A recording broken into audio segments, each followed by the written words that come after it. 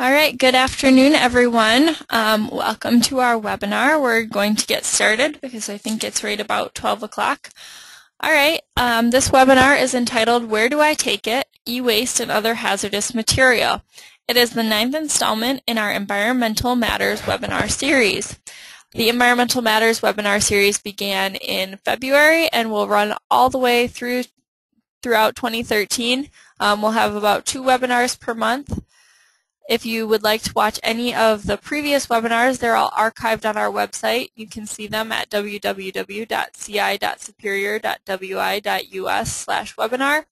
And for every live webinar you attend between now and the end of November 2013, you will be registered to win a compost bin from the City of Superior. So for each one you attend, you'll get 1 entry into the drawing. All right, so let's get started.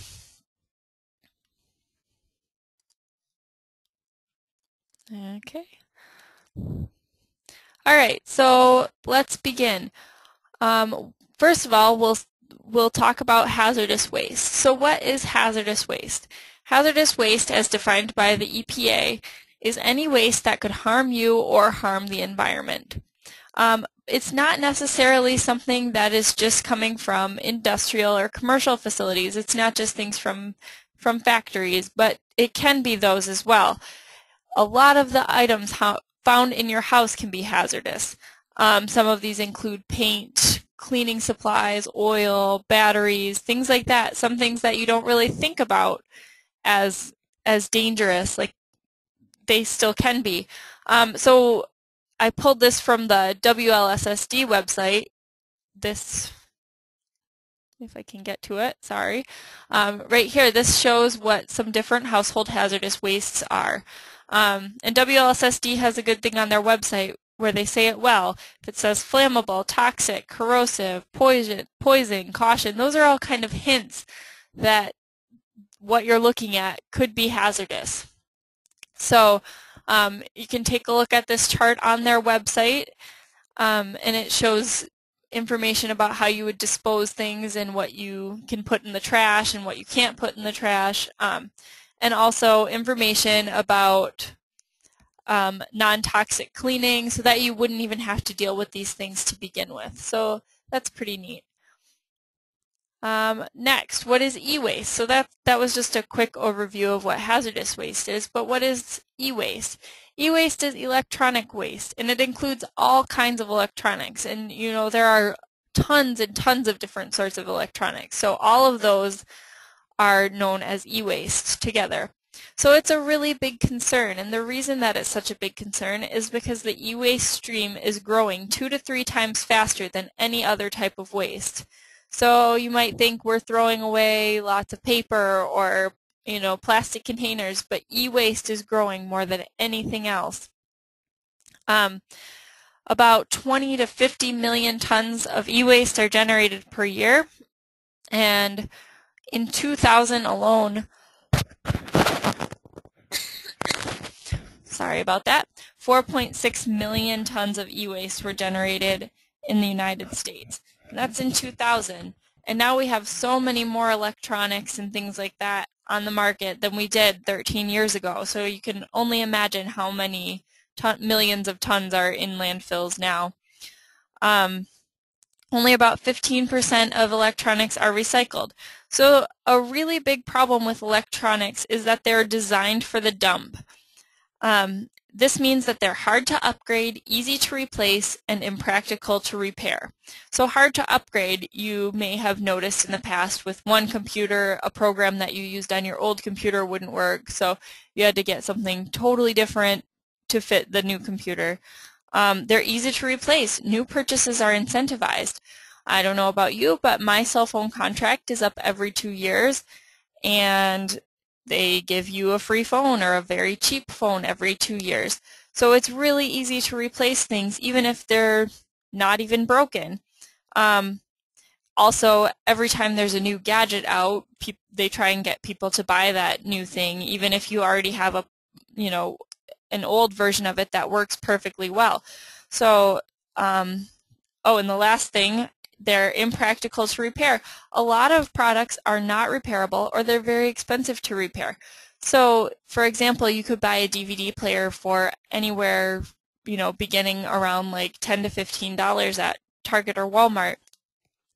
And replacing or repairing a DVD player, rather, could cost you up to like $50. So what are you going to do? Are you going to repair it for $50, or are you going to replace it for $10 to $15? You're probably going to just replace it. So they're very difficult to repair. Another thing, some companies will actually glue the batteries into electronics, so they're very difficult to repair even if you do decide to go that route. And this is a big problem because electronics can be made of over 1,000 different materials, and many of them are hazardous. So the fact that all of these things are working together to get us to throw them away and get rid of our electronics so that we buy more electronics is a really big problem because of what's in them. Another issue with e-waste is that a lot of e-waste that is considered to be recycled is actually sent abroad to developing countries to be broken down. So that's another sort of ethical issue along with disposing of electronics. So why are hazardous waste and e-waste an environmental concern? We don't worry about putting computers in our offices and things like that, but both e-waste and hazardous waste have chemicals or substances that are harmful to human health or the environment inside of them. So hazardous waste is a little more obvious. If you have, a battery and it's got battery acid in it, that's harmful.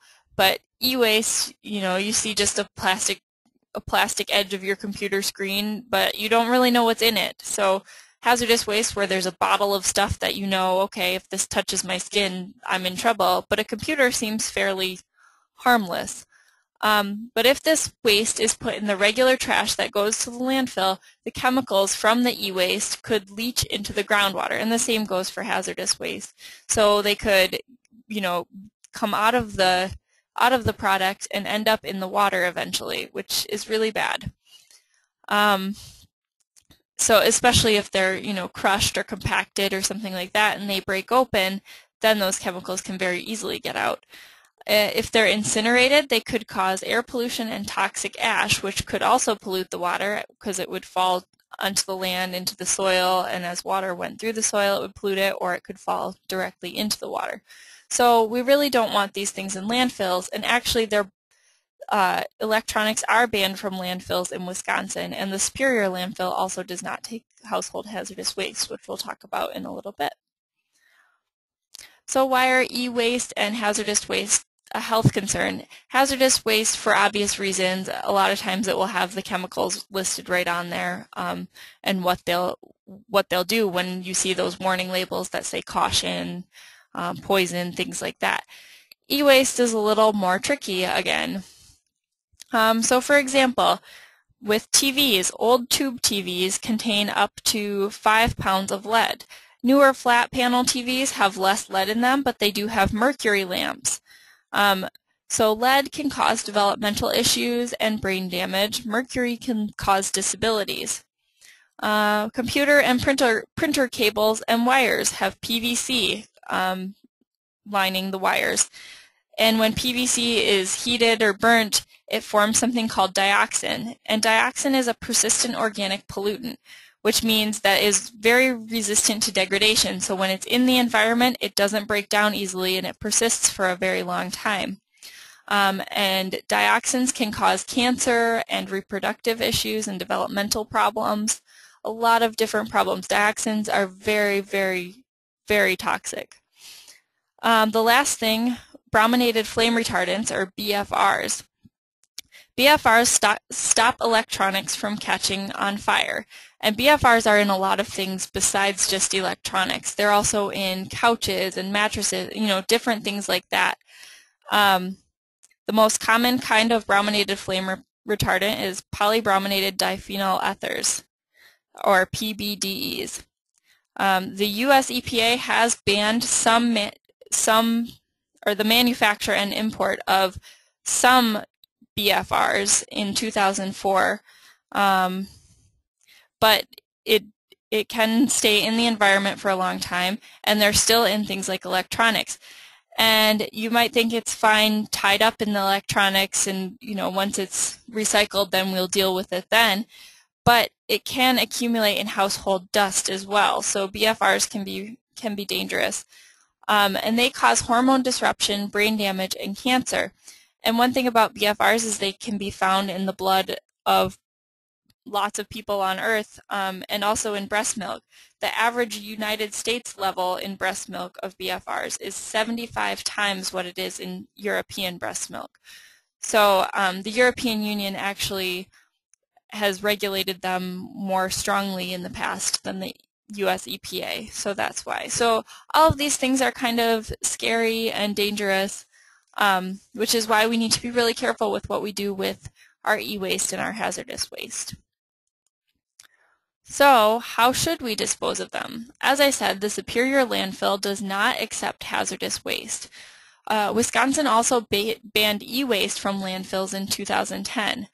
And they also had a law passed that makes electronics manufacturers sponsor take-back programs so that more electronics are recycled. And since that ban, nearly 100 million pounds of e-waste have been recycled.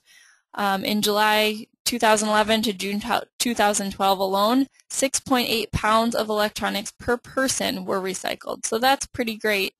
It'd be better if we didn't have as many going into landfills and if they would last longer and be easier to repair, but it's good to have them recycled anyway. And Superior residents can also take hazardous waste to WLSSD. And one more thing about electronics, there are certain charities that will take working devices. Some stores will also take them back for a fee. For example, I believe Best Buy will take back electronics. Certain manufacturers will even take back the electronics. So Apple is a good example of this. If you send in your old electronics to Apple, they will take them back, and they'll even give you a gift card for any remaining value that in your electronics. So that's pretty cool. The Superior wastewater treatment plant, where we here at ESD are based, we take mercury-containing devices. We also have a call to recycle box, and I'll show you quick what a call to recycle box is if I can open this up. So this website here just shows you the call to recycle locations in Superior, and for some reason right now it's zoomed pretty far out, so you can't really see it. So that just shows the different locations in Superior where you can take the things for call to recycle. And they accept rechargeable batteries, and I believe sometimes cell phones. So you can look at this map and see what places do accept. So we'll go back to this. So Superior residents, as I said, can take hazardous waste to WLSSD. So when you do that, WLSSD has something called the Product Reuse Center. So any safe, usable products that are considered household hazardous waste that you take to WLSSD, they will have them available for free for other people to use. So if you have some paint that you used on a product or a project and you don't need it anymore, you can take it to WLSSD and they will make it available to someone else. So if they need that same color paint for something, they can take it. And you can do the same. And actually they even have a contest for a gift card if you take a picture and show how you're using the thing that you got from the Household Hazardous Waste Product Reuse Center. So it's pretty cool. There are some incentives to bring things there, and you can maybe find something else that you need while you're there for free. So it's a good incentive to take that stuff and dispose of it properly. So where can you go in Superior for e-waste? Like I said before, sometimes manufacturers and stores will take them back, but there are also some other businesses in Superior that will take those things. So AA Roll-Off, Belcom Appliance, TLK Industries. The Superior landfill will, but you can't just put it in your regular trash. It has to be done separately, and you can see their website for more information, and that's just off of the main city website. Waste Management, and also Afterlife Electronics Graveyard. So where do you dispose of other items? So down here on this picture that I'll show you up closer in a bit, you will be able to see our disposal guide for the City of Superior. You can find it at the city website /disposal guide or at our stormwater blog. Or you could give us a call at 715-394-0392, extension 1018 or 1041, and we can talk to you about these things as well and maybe give you a copy of the disposal guide if you'd like it. So here's the disposal guide, and we just have different categories of things and where you can take them. So you can see, for example, household batteries, AA roll-off, Belcom Appliance, TLK Industries, and WLSSD. And although it's not in Superior, we did include WLSSD because they do take so many things, including household hazardous waste. So thermometers, you could bring those to WLSSD or here to Environmental Services Division at the wastewater treatment plant. So this is just kind of a handy guide, and like I said, you can check our website or our blog to see this. So the last thing I want to talk about before we go into some questions, if anyone has any, is the Douglas County Clean Sweep. This is a yearly event that's held every June. This year it's June 29th from 10 a.m. to 2 p.m. at the fairgrounds in Superior. And they will be accepting medication, appliances, e-waste, and household hazardous waste. And some fees may apply. And you can see Douglas County's website or contact Mary Clune over at Douglas County Recycling for more information. So it doesn't look like we have any questions. So we will talk about our upcoming webinars. So thank you so much for attending. Our upcoming webinars include we had on June 25th Most Wanted Aquatic Invasive Species with Carrie Sanda, the Douglas County AIS coordinator. Unfortunately, that date does not work for Carrie anymore, so we will be rescheduling that one. On July 9th, we have a Lake Superior Day webinar with Lissa Radke. We will be talking about the activities that are happening in the area for Lake Superior Day, which is, I believe, July 20th or 21st. It's like the third Sunday in July. And so she'll be talking about the Superior Binational Forum and, what Lake Superior Day is, and then we'll cover what's happening here for it. July 23rd, Household Hints on Saving Water. So we have a few listed here, but there will always be more webinars throughout 2013. As I said, we're trying to do 2 webinars per month, and you can view any archived webinars on our website. And for every webinar you attend, including today's, you will be registered in a drawing to win a compost bin.